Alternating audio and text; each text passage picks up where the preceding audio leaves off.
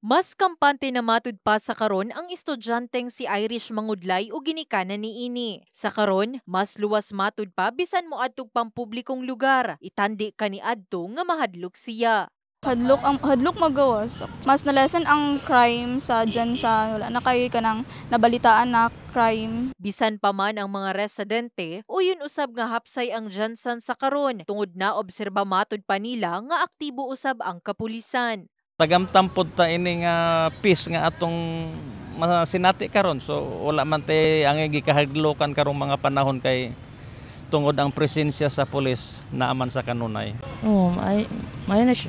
Mas safe siya karon. Para sa imo mama. Sa last quarter sa Mindanao Development Authority Survey tuig 2023, nakaangkon og 97% Safety Index, 98% Respect Index, 99% Trust ug Satisfaction Index ang General Santos City Police Office. Itandi kaniadto nga ulahi ang GSCPO sa ranking sa Minda Survey.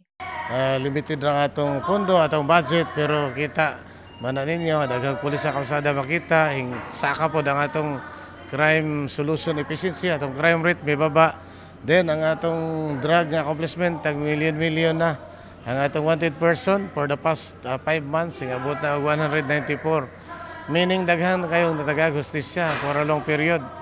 Biro mo 194 ang atong nadakpan for the past 6 months. Naangkon matud pa ang accomplishment, pinaagi usab sa tabang sa mga tipsters nga maoy nagtudlo aron madismantle ang ginataguan sa mga kriminal.